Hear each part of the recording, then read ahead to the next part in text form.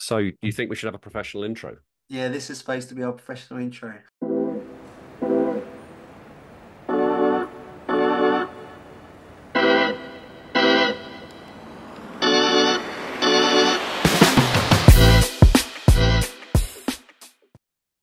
So, this one is less of a word and more of a phrase. And I know we've touched on this with all of our conversations around gurus and approaches and, you know, bleaching your arsehole and shoving it into a full moon on a Thursday and sticking eggs up it and that kind of thing.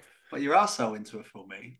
Well, can do if you want. I don't know how that works. I'm just trying in my mind. But you'll have to come and buy my course ending in seven. So, and the phrase is being well in the real world. Yeah. Because there's so many people are talking about all these approaches to being the most amazing human beings, whether that is physical or whether that's emotional or menstrual, I'm going to say menstrual possibly as well. Get my Be words out. menstrual. All of that, spiritual, all of these things that in order to do these things, you have to sacrifice some of your humanity.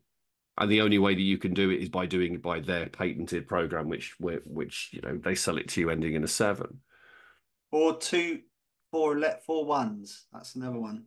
Is that the one? Is that the new one? Is it? Right, I Oh better no, do it's been that. around for a while, but I've noticed how people like this is a sign, and then they'll be like, it's 11, 11, 11. I think 11, it's like, 11, you see, Mayan yeah, symbols, and yeah. every time I see my phone and it pops up 11, 11, I have a cheeky little smile, and I always wonder whether if it was 22 minutes past 10 in the evening on a 24-hour clock is double 11, 11. That Whether could that's be. like whether that's like superpowered stuff. Is that? Do you think that works? Google it, mate. I went down a rabbit hole with all these numbers, and then you like start looking at everything. You're like, oh my God, what does that number mean? Yeah. I saw the Anyway, number one. What does that mean? Well, it means you're going for a wee, mate. That's what it means. number three is a poo and a wee. Yeah, Well, this descended quickly into I know. a I know. normal way. Sorry. But that idea of being well in the real world is that all of these things which are out there to help us to be better human beings are things that we've got to try and apply to the real world. Mm, Because if you've got a full-time job or you're trying to run your own business or you've got kids or you've got elderly relatives you've got to look after, even if you haven't got those things, you've got bills to pay and all the other stuff. You can't just say, I'm going to sort out my spiritual enlightenment by cutting myself off from the whole of reality and going and sitting on a rock somewhere. Now, we know that that would solve quite a few problems if you just kind of sideways shifted out of society because go and live in a monastery, you're probably not going to have to worry about bills. You're not going to have much of a haircut to worry about. You're not going to need a gym membership. You're probably not going to worry about eating meat because you can eat loads of potatoes. And I'm being very general, obviously, here with generally Buddhism stuff. But if you shift sideways out of society, then yeah, you can really make some headway on these things. Or if you decide to stop work and spend all the time counting your macros and lifting weights, or all this time working on patented programs, you can do that. But how do you do it and be part of the real world? Because we still live in a society which is based upon capitalism. mm, We still have relationships that we have to nurture and support. We have rules that we need to follow from society. We have desire and drive and dopamine to kind of work with. mm. It's actually being practical and being well in the real world. It's interesting, yeah, because I think a lot again more of the in the new age kind of spiritual preachy stuff. People always talk about enlightenment and what's it called? Uh, it's escaped me now. The word is going to bug me. Uh, where you reach that optimum level of Nirvana, yeah, like Nirvana. But great what's band. this? Yeah, amazing, amazing band. I think underrated personally. Um, but anyway, we I think we want to reach this level and society believes that there's this optimal level where we will just never get upset and we'll have everything we ever want. But and I definitely fell into that trap of believing that if I can get to this point of just being so enlightened and being like nothing ever upsets me, that I will be happy. But what I've come to realize, and again, I'm young-ish, that and it's something I've thought about. It's like, what is the least amount? What's the least I need to be content, to be happy? Like less is more, and I think less is more. And it's and as I went down the path of pursuing success, like external achievement, people like going, "Yeah, you're amazing, Alex."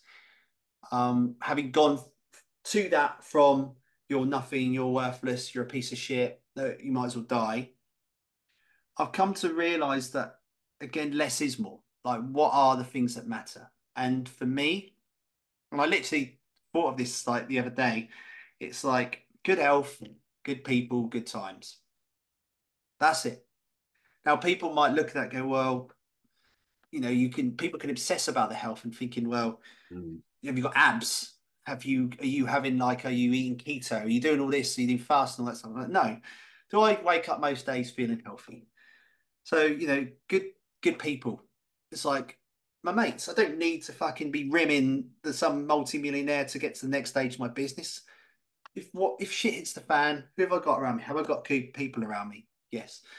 Good times, and that could be whatever the fuck I enjoy. It doesn't have to be like traveling around the world, going to stay in the Maldives, doing all this fancy stuff. But for me, like I'm quite happy going, and it's not like I live a boring life, but I will go travel. But if I go to the pub with my mates, or watch the football with my mates, or go for a walk and go have breakfast with my girlfriend, or stuff like that, that's good. And I think it's when it comes to like living in the modern world, those are the main things I focus on. Now, in the modern world, we live in a capitalist society, and capitalism, I think, is an okay thing, not hyper capitalism, but capitalism generally, when it's like when money goes back into the system, is good. So we have to work, right? So it's like finding, can we find jobs that kind of add a little bit of meaning to our lives? I don't think we have to find the best job in the world. I think sometimes we work jobs we don't necessarily like, but because they give us stuff that actually brings us joy and brings us security and safety, that's okay as well. And but other than that, I'm like, I think, I mean, I probably have missed some things now, but I think a lot of it we can opt out of. Like, we don't have to be part of social media. We don't want to. There's lots of people who aren't. A lot of my mates who never use social media, happy guys. Well, I don't need to use it really. I do for my business, the speaking side and that bit, but I don't really need to. I could easily quite leave it. And I've often thought that recently. Think, fuck it, I'd be happy if just doing my normal job and leaving that and never doing it again. And there's other parts of society we don't need to buy all the fancy stuff. Yes, it's nice to have nice things, and I love clothes. I've got loads of trainers, loads of not really expensive designer clothes because lots of it looks wank. But I like a style. I like a loose fitted t-shirt. I like my jeans. I like my trainers. I like stuff like that. But I don't need all that stuff. But especially when as society we want to fit in, we want to be part of a pack, we don't want to be rejected, and especially this applies to more younger people. We kind of buy into that we need it, and we do probably. Like, no one wanted to be the kid at school who, when I was a kid, like Reebok Classics were the trainers to wear. So if you showed up in a pair of Seekers or like High Tech at the time, High Tech are actually quite cool, but at the time it's High Tech were like the loser trainer, then you're getting bullied, you know, and that's just how it was. But I think kind of so I think we have to, in the real world, we have to acknowledge there's that part of it. But I do think as you get older, you kind of realize that less is more. Yeah. Hopefully, I mean, obviously some don't, but for me, it's been like I don't need 75% of the stuff I thought I needed to be happy, to be okay, to be well. I can be well without most of that stuff, and actually, I'm really content and happy right now, not having a lot of the stuff I thought I was aspiring to have and achieve.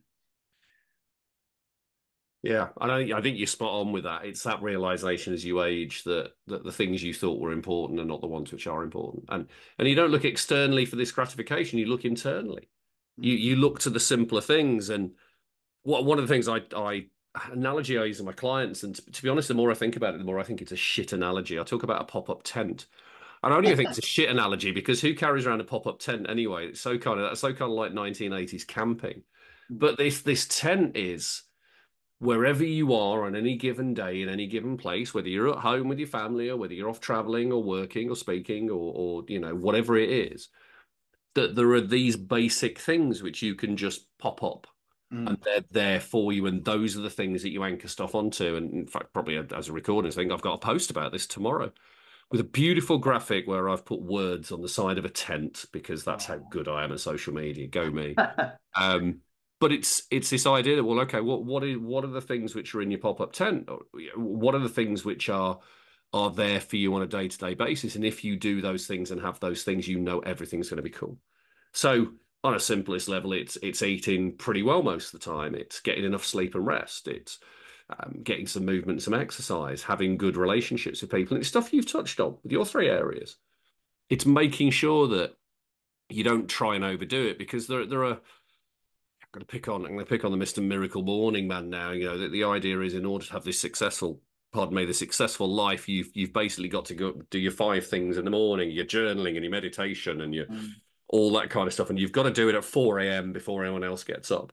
Well, when I first started my personal development journey, I did that shit because I read the book and the people were so successful and happy and wonderful and were living on 4 hours sleep a night, but because they were doing the miracle morning, then everything was good. And if I wasn't getting up at 4 o'clock in the morning, then I wasn't going to be successful and all this kind of pressure stuff. And it took me a long time to kind of try it and realize it just wasn't for me. And getting up at 4 a.m. and 5 a.m. just wasn't doing me any favors, especially when I was getting to bed at 11, 12 at night because I was working so hard. But having that very simple approach to things, having that small amount of stuff which is practical in the real world, because we still have to go out and earn money. We still have to go and, go shopping at the supermarket. We still have to drive. We still have to commute. We still have to wipe bums and those kind of things. It's how can you manage to do all the normal things we do in life Mm. with the stuff which is really going to help us? And I think a lot of it is, like you say, it's down to that realization that less is more Mm. and we focus on the things which we know help us, and that does come with time, and it comes with getting it wrong and fucking it up. Yeah. It's interesting. I still think those miracle morning people, all the rich people tell you to have a wake up early, not because actually and smash the morning or whatever it is, win the morning, because they realize is actually everyone's so knackered that they can't actually achieve anything in life because they don't have a good night's sleep. So they've actually like sussed it. Like if we tell everyone to get up early, they'll be so fucked. They won't be able to do anything.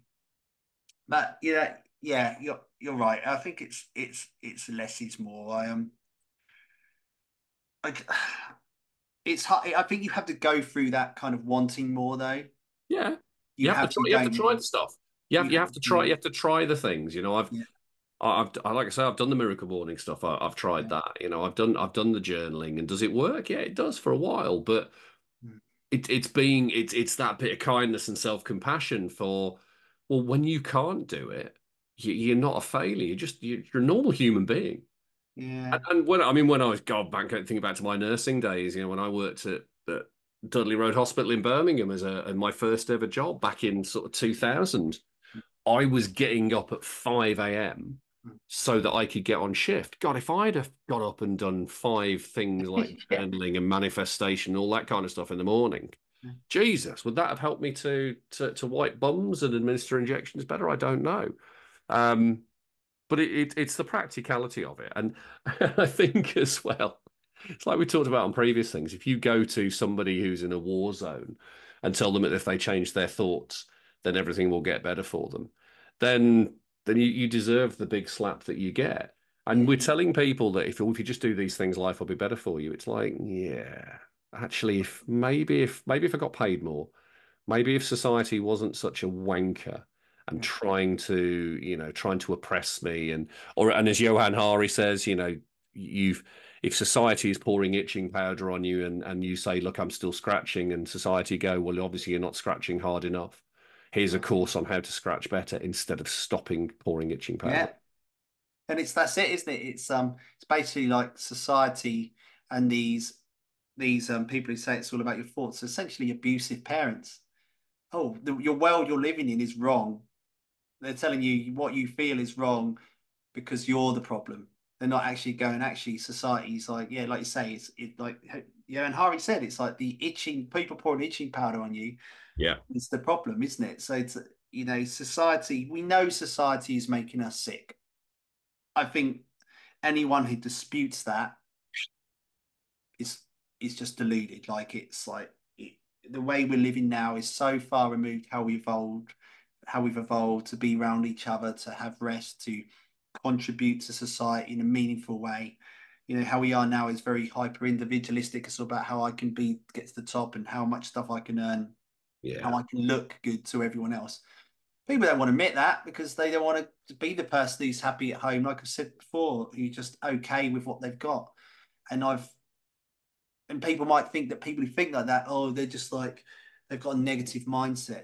They're like thinking of a scarcity mindset. I'm like, no, actually, I'm just people. I think a lot of these people are just grateful. They're just happy. Yes, they might be miserable at times, but I think generally the happiest person is I've said this to you before, the person who's sitting in the pub, not thinking of how they can be better, but the person who's just there in the moment. And when you said earlier about it's actually how it feels inside, it's something I've been very mindful of. It's like, when do I feel at peace? When do I Mhm. feel at content? When do I feel generally just like, oh my God, I like this? And I listen to that more. And often that isn't, I don't feel that way when I'm doing what I thought I should be doing to be successful. I'm doing actually what do I like doing? And I always think when I think of this, I always think of the kids at school who used to get bullied for playing World of Warcraft. Like we just think fucking losers, World of Warcraft, but these kids didn't give a shit. They were happy. Okay, they weren't happy because they were getting bullied, but they're in their moments like, fuck this, I love this. And I think we could all be that kids who loved, when I was at school, World of Warcraft or whatever it is now, it just is so involved with the things they love. And whatever that is for you, I don't think we pay attention to that enough. Like, I really don't. Like, and I think we're ashamed sometimes of the things we enjoy because we're like, well, that's not what I should do. I should be like up going training for a marathon and stuff like that. And I should be doing this. I should be that. No, like if you fucking like getting up and watching Friends back to back on Netflix and that brings you joy, then there's nothing wrong with that. Well, I don't Yeah, know. Actually, I'm going to challenge that. I think there's a lot wrong with watching Friends back to back. But anyway, that's another episode. I have to admit, my girlfriend's been putting it on just because it's like that. What should we do for half? Not like what should it's like that filler between getting ready and like watching a bit. And I think it was all right. It's better than what I remembered, but yeah, it's quite cringy at There are times. there are better ways of inducing delivery, you know that, than watching cringy amounts of Friends. But But like, I think the point is like living in the modern world. It's like just what do you like? Don't what not what do you think you should like? What should you aim for? Where would go get the perfect body, get the perfect job, do this? Like fuck that. Like if you want to sit there if you want to just go do a job, come home and play World of War, play COD or play board games or whatever, then and you're happy, then who am I to tell you that fuck you shouldn't be happy? oh, you see, we should all be as happy as a group of nerds playing Warhammer. We Who should aren't getting all we bullied. should all aspire. That's what we should be aspiring to: is how happy can a group of bald men with beards be? Exactly. Like literally, and people do some weird shit. Like people who like, I don't know, do cosplay. Like I'm gonna call that weird shit because I say it not because it's bad, but because it's something I wouldn't do. But if you love that, then I'm so happy for you because I think brilliant. Like if you're doing whatever you do, as long as it's not like abusing children or something incredibly illegal. Like there's some things that are illegal that probably I think are okay, but like generally, like if it's abusing other people. And of course, I don't want you to do that. But generally, if whatever you're interested in and it brings you joy, even if society thinks you're a loser for doing it, I'm like, fuck them, man. It's your life. Like the losers are the ones who constantly are chasing a new thing, thinking that by doing it, they're going to be cool and impress others. They're the losers because they're just seeking external validation all the time. Fuck that, man. Be happy in what you like. Be happy with what you love, and just do it. That's kind of the message, really, isn't it? Yeah, Yeah, being well in the real world is about doing the stuff which yeah. works for you, and being happy and joyful and finding pleasure in all that good shit. There's so you all talk about authenticity. There's so many fake people out there in the world, and I was one of them for many years, trying to get approval from people around me. I wanted to be cool. Fuck that. There's nothing cooler than just liking what you like and saying fuck you to everyone else. Not in like I need to be horrible to them, but if you don't like it, that's cool. I'll do me. That's great. That's how it should be. So And that is probably the biggest lesson we can finish things on for this episode. So yeah, we'll see you in the next one, which probably, given we've recorded all these, might be season 2 unless we get banned by every podcast yeah. platform out there. So And we've run out of topics. yeah, there's that. Yeah, we've run out of people to offend and topics to talk about. I know. Right, see you in the next one. So you've been listening to Alex and Dave, and we couldn't actually think of a way to finish off each episode. So Alex is doing his version of Careless Whisper for your listening pleasure. But if you've enjoyed today's episode and you like Alex's musical interlude, then come and tell us. You can find us online somewhere. And if you like what we do, 5-star review would always be good. And share the love. Let's get